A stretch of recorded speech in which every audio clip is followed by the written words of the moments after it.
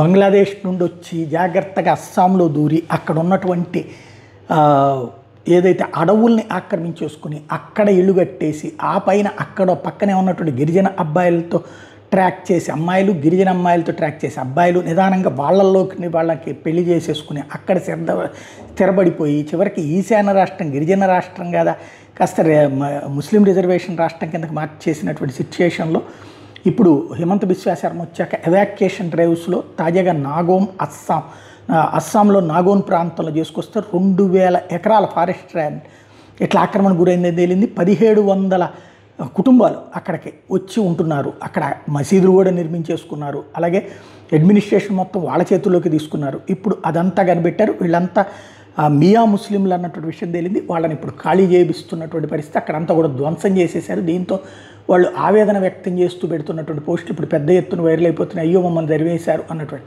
వీళ్ళు ఇక్కడికి అక్రమంగా చొరబడి వచ్చేసి కట్టుకున్నటువంటి ఇళ్ళు అనమాట ఇప్పుడు కూలగొట్టింది.